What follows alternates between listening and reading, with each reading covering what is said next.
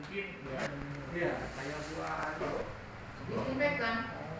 kita nanti malah bikin masalah. La ilaha illallah, la ilaha illallah.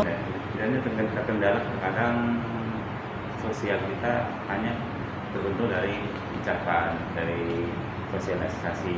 Itu terkadang jadi kendala. Terkadang itu bisa jadi obat mujarab. Kadang hanya orang bisa bicara aja, itu bisa orang bisa ikut gitu. Betul. Nah, dari psikologi kan. Iya. Mungkin kalau emang dari komunitas ada, itu bisa mengajukan pelatihan lah untuk pengurus gitu. Kadang kita penting. Betul. Bahasa komunikasi penting, pengurus dan warga itu ada. Dan contohnya yang bahasa baper, itu kan penting kita nyikapnya gimana. Kadang dengan ucapan aja mereka bisa nurut gitu. Kalau kita buat tindakan. Kadang penting buat pengurus kan. Pengurus RT, RW semuanya itu kan penting. Psikologi kan. Kalau emang ada nanti kita harus gimana, kita ngadain pelatihan dari komunitas apa, nanti kita ajuin buat pengurus RT RW, tempatnya kita ajuin. Sama satu lagi, dan kembali ke COVID tadi yang saya sampaikan dengan poster yang kita tempel-tempel di lingkungan kita, COVID bukan aib. Betul. Karena memang mungkin dari pihak kepolisian atau Pak Bimaspol ada saran terkait dengan warga. Kenapa sih warga nggak mau jujur atau bilang kalau kita RT RW ini pengurus lah minimal bahwa dirinya positif COVID yang dari perusahaannya. Terkadang ada yang merasa malu, merasa kayak semacam aib atau merasa takut dikucilkan di lingkungan. Nah itu apakah ada saran atau masukan untuk kita, warga kita, untuk janganlah malu atau apa nama, tolong sampaikan. Itu bagaimana? Itulah kadang salah satu yang menjadi kendala buat kita semua, ya. Terkadang warga sendiri merasa sakit seperti ini. Awalnya mungkin mereka bisa berbagai macam pilihan, ya mungkin karena nggak apa-apa ini. Kalau yang tidak bergejala, kalau yang bergejala mungkin ada rasa malu dan ada rasa takut. Takutnya apa?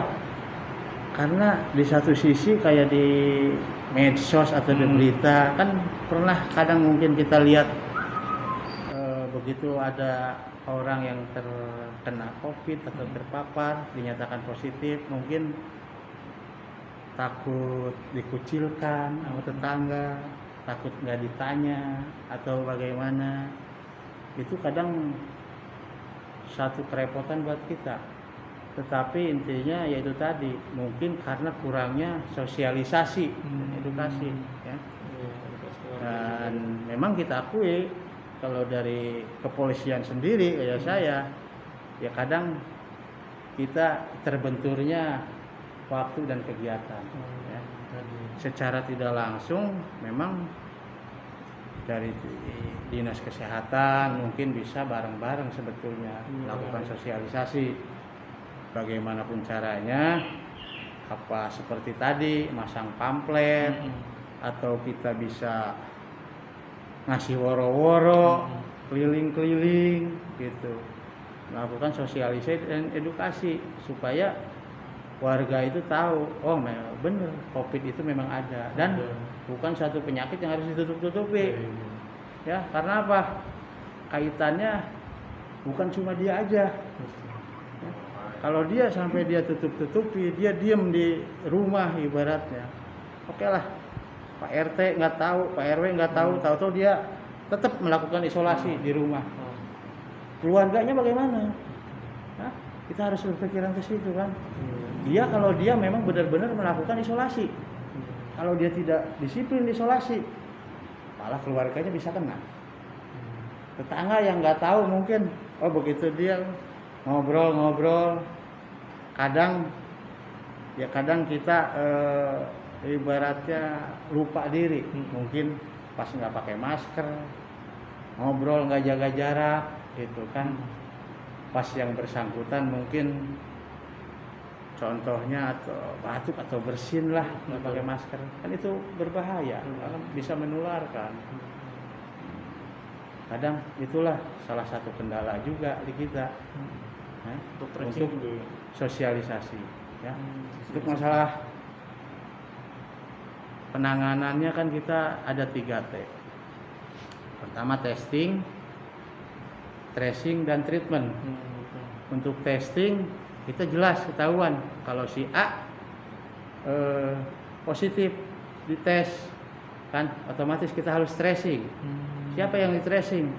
Minimal keluarganya. Atau keluarga terdekat dulu ya. Mm-mm. Lingkungan terdekat dulu ya. Terus kontak erat itu yang penting. Ya, kalau secara aturan kan kontak erat semua yang kontak sama dia selama dia setelah dites itu harus dilakukan testing. Tapi kendalanya di kita. Ya kadang itu koordinasi ke puskes kita harus menunggu dulu. Ya. Menunggu karena apa? Kadang tidak ada yang ibaratnya alatnya itu harus dipersiapkan dulu. Makanya apabila ada informasi gitu kadang saya menghubungi orang puskes, kadang kita berbarengan dampingi puskes melakukan tracing, ya, pelacakan kontak erat. Gitu. Setelah itu baru tim puskesmas tetap yang menentukan. Apa nih? Selanjutnya treatment. Itu tindak lanjutnya bagaimana? Ya, nanti apa perlu dirawat, apa perlu ditangani, apa cukup isolasi aja di rumah. Nanti setelah di tracing sama pihak puskes, ya pihak puskes bisa menyarankan seperti itu. Sebenarnya di sini kaitannya Bimaspol atau Babinsa kita mendampingi. Ya namun demikian kita juga semua tentunya ikut partisipasi, termasuk Bapak RT, Bapak RW, partisipasi dalam menjaga dan mengantisipasi lingkungan. Kalau dari segi hukum dah, ada nggak? Oh, misalkan orang yang sudah jelas-jelas dia positif, terus ternyata dia nggak mau pakai dan nggak mau ikuti protokol, itu ada sanksi nggak hukumnya dari secara ada pidana atau apa perdata atau bagaimana kan? Kalau secara hukum kan kita kembalikan ke Undang-Undang Kesehatan. Nah, sebenarnya bisa aja, namun kan secara kemanusiaan kadang kita berpikir bagaimana nih. Nah, paling satu-satunya kalau memang ada yang memang ibaratnya lagi terpapar di isolasi nakal, ya kita isolasinya mungkin yang tadinya isolasi mandiri di rumah mau nggak mau kita koordinasi dengan pihak puskesmas biar isolasinya dilakukan di tempat isolasi yang sudah ditentukan pemerintah. Karena apa? Kalau di sana memang jelas-jelas ada petugasnya, ada penjaganya, gitu. Jadi adapun ibaratnya ada gejala atau apa langsung bisa ditangani. Gitu. Ada juga memang yang seperti itu. Dan ada orang yang ngeyel kan, saya Betul. bilang nggak percaya ada COVID Betul. apa sih kan? Nah, termasuk mungkin salah satu contoh kayak kemarin habis mudik ada yang ibaratnya ditanya hasil swab, jawabannya mungkin lain dari yang lain lah. Oh saya begini. Gitu. Mati Itulah kadang kadang kurangnya sosialisasi ya begitu. Tapi ya mungkin setelah dikasih penjelasan, dikasih sosialisasi begini tujuannya, kita kerja juga pingin sehat, keluarga juga pingin sehat, akhirnya secara tidak langsung mereka mau gitu melakukan tes. Karena apa? Ya demi kesehatan dirinya pribadi, demi keluarganya, demi orang lain. Nah, kita kan ada dua grup kan, grup yang warga sudah pindah dan grup calon warga yang belum pindah tapi punya rumah di sini. Nah, kebetulan kan kemarin ada yang izin mau pindahan nih, sedangkan kita sedang banyak-banyaknya kasus COVID saat ini kita larang. Itu boleh nggak atau ada dasar nggak? Jangan sampai kita nanti malah bikin masalah baru. Wah ini rumah saya, ini saya itu melanggar HAM tuh bagaimana dan kita menyikapinya dan di satu sisi itu tadi tidak jauh kayak kita kalau gitu ngebahas hajatan. Sekarang kalau orang pindahan memang kalau dipikir ini rumah dia, rumah saya, jawabannya pasti saya mau nempatin mau gimana. Yang penting kita tetap penekanan masalah protokol kesehatan.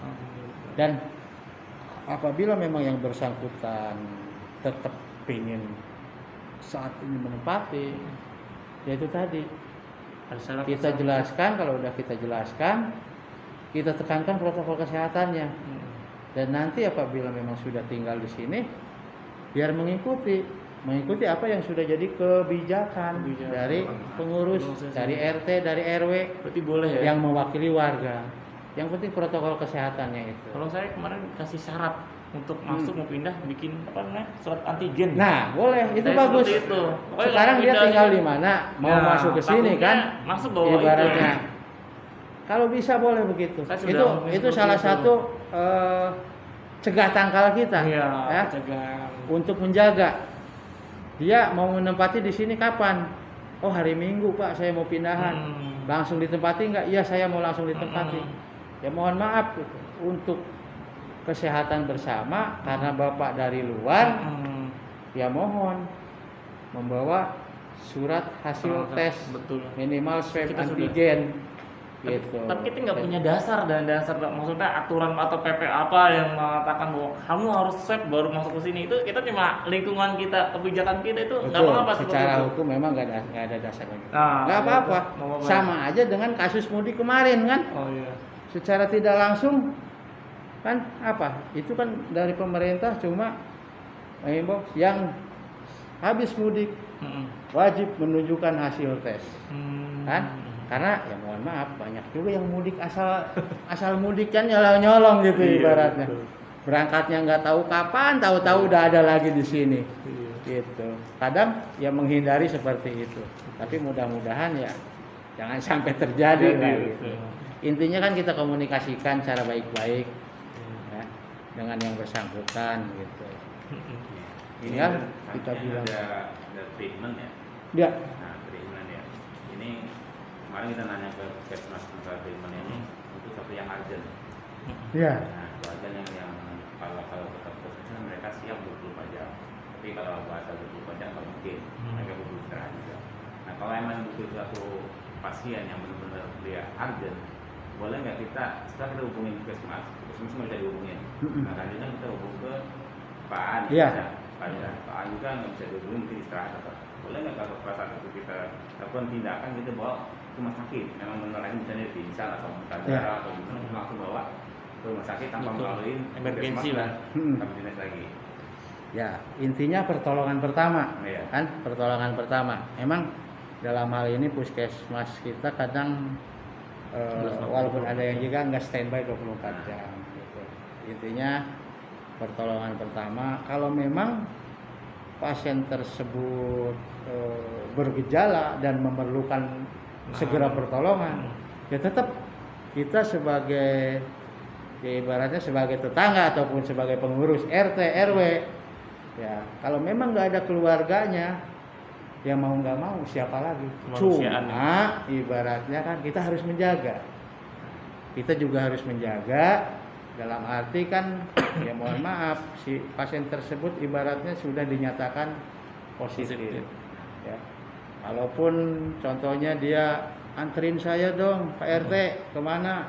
Berobat. Oh berobat ke rumah sakit ini, mungkin rujukan dari PT atau rumah sakit langganan dia gitu, nggak masalah, bisa aja kita anterin. Yang penting itu tadi kita ngejaga, kita jaga jarak, tetap memakai masker. Ibaratnya kalau memang yang bersangkutan masih bisa dibawa ke mobil, di mobil ya kita di mobil itu ibaratnya tidak terlalu penuh atau tidak berdampingan.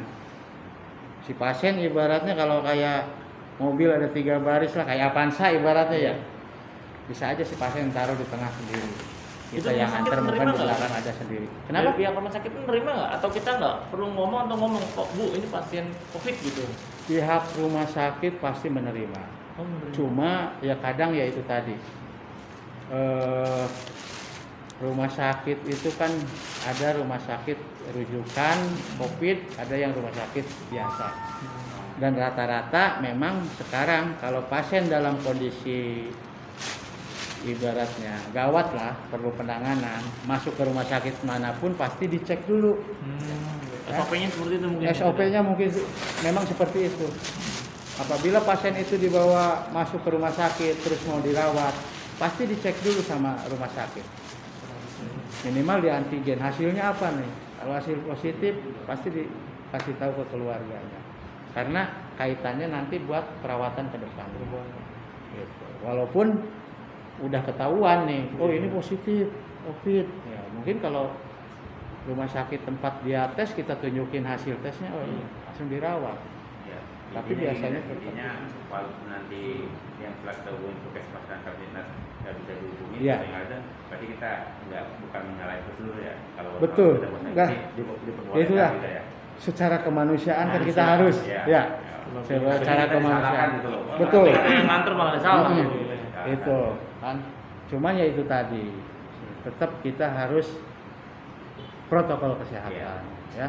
Kalau ada APD lebih bagus lagi, kita pakai APD. Insya Allah kita siapin nanti ya. Itu pakai APD, pakai masker, pakai APD, udah. Jadi begitu kita kontak dengan yang sakit juga kita meminimalisir. Betul. Gitu. Tapi harus dites nih, kalau habis nganter gitu. Kan istilahnya kan darurat. Oh, ya. iya. Tiba-tiba kan udah ngedrop nih. Kita anter kan saking udah panik kan. Ya. Kita nggak sempat pakai APD APD. nih. Kita langsung ke sana. Nah, setelah itu Bisa diajukan nanti. berarti kita nanti setelah itu harus Langsung tes ya. dong. Bisa diajukan nanti ke puskesmas ya. Kalau memang orang itu sudah terdata di puskesmas, nanti kita masukinnya sebagai kontak erat. Kontak erat. Ya. Oh ini keadaan pasien, ibaratnya kan kalau kejadiannya malam nih ya Iya, ceritanya malam. ya, Iya. malam kita anterin. Besoknya kita lapor ke puskesmas. Ini loh pasien atas nama si A, kondisinya begini sekarang. Dan kemarin semalam diantar sama nih A, B, C, dia kontak erat. Nanti kita ajukan. Walaupun yang kontak sudah pakai APD lengkap, tetap dicek nanti. Bisa kita ya, bisa kita ajukan gitu. Walaupun ya kita tujuannya untuk menjaga aja, Iya, betul. untuk Pencegahan. menjaga, betul, untuk menjaga. Syukur-syukur sih nggak ada apa-apa gitu Iya. kan, karena dengan adanya APD kita meminimalisir. Tapi itu sulit banget kan. Kalau kemarin kenyataannya itu kita coba cari tumpangan mobil itu susah karena mereka Iya, tahu pada kalau takut. udah COVID Ya, takutan duluan gitu. Itu yang Betul. Puskesmas Itu juga kan nggak ini juga. bener gak sih kalau mau bilang kita pakai pasien COVID terus kita pakai bakal menular itu? Bagaimana? Ya, intinya memang segala sesuatu yaitu tadi seperti kontak erat ataupun ini kita menjaga si virusnya mungkin ketinggalan apa di jok mobil ada kayak apa. gitu, iya, tadi. Antisipasinya bagaimana? Ya setelah dipakai mobil itu disinfektan. Oh. Ya. Berarti ada kemungkinan Disemprot masih disinfektan. bisa Ya ada kita menjaga karena ada kemungkinan itu. Si kendaraan tersebut disinfektan termasuk mungkin badan kita kalau perlu, ya, sekelilingnya Oh, semprot. gitu. Iya. Jadi setelah selesai mungkin ya untuk penanganan pertama kalau ada langsung aja semprot disinfektan. Udah itu nanti ya secara tidak langsung lama kelamaan juga kalaupun ada kan ya mudah-mudahan langsung setelah disemprot nggak bisa kumannya bisa Iya.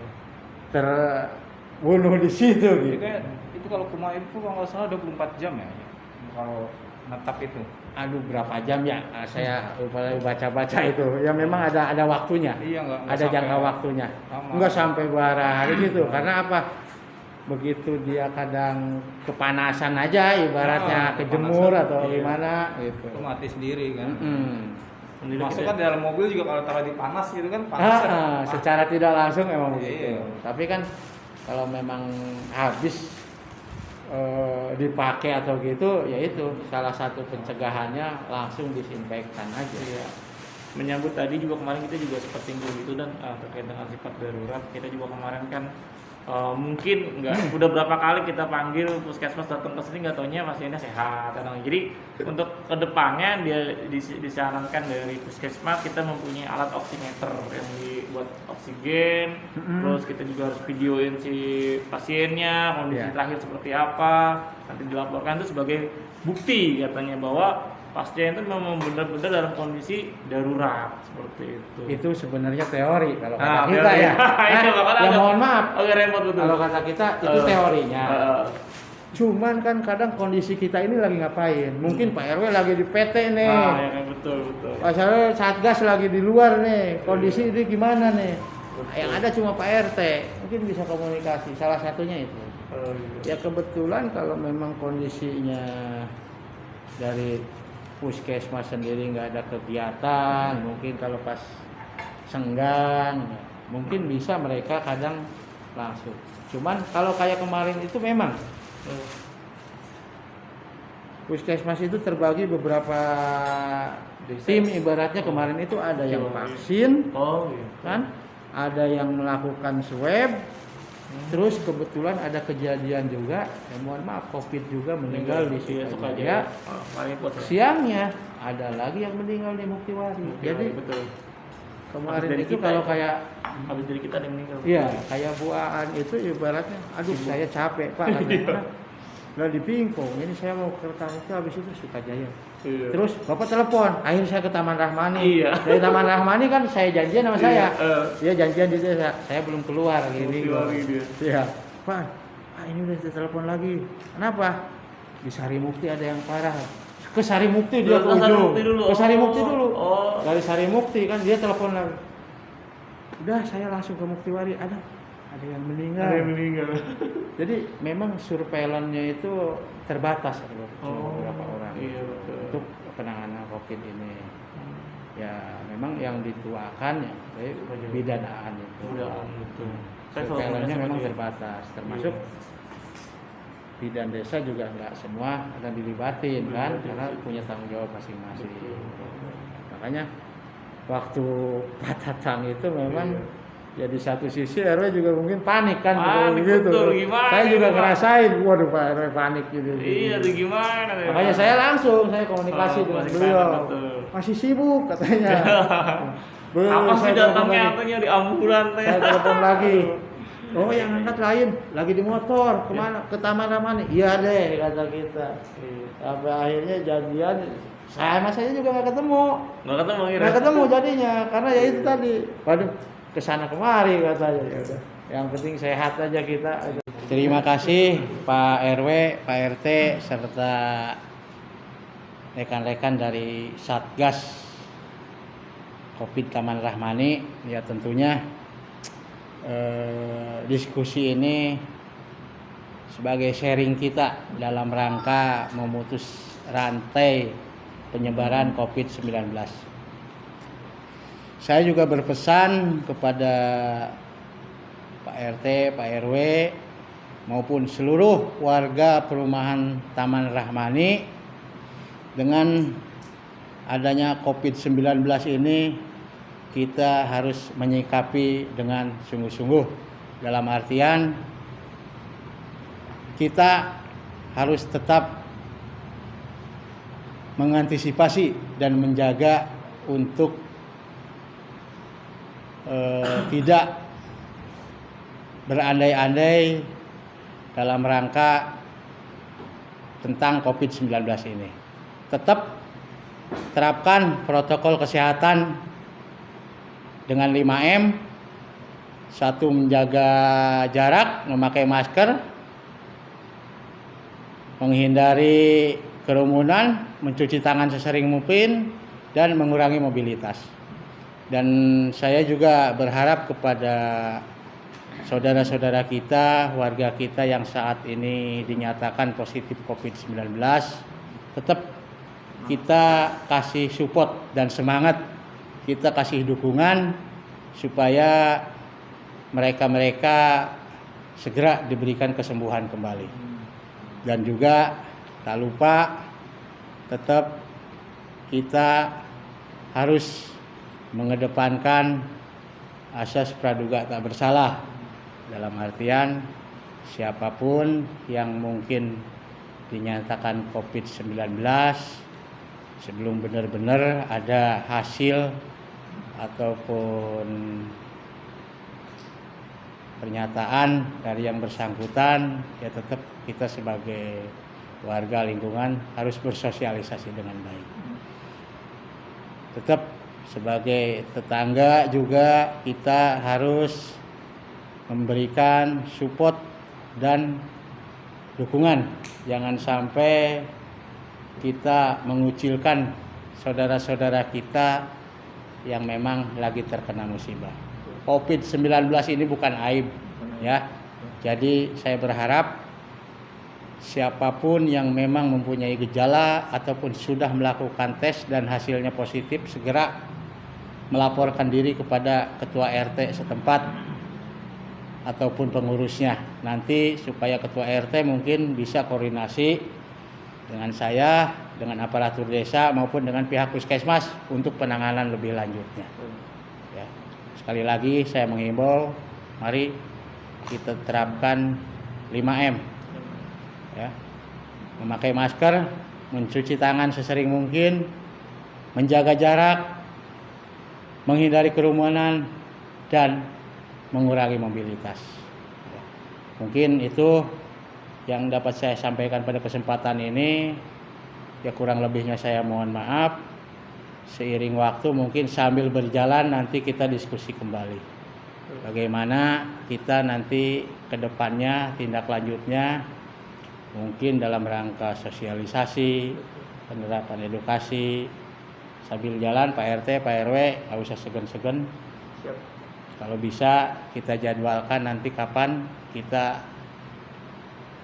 kasih himbauan kepada warga semua, supaya warga juga menyadari dan mentaati protokol kesehatan demi kesehatan kita bersama, demi kesehatan diri kita sendiri, demi kesehatan keluarga, demi kesehatan orang lain.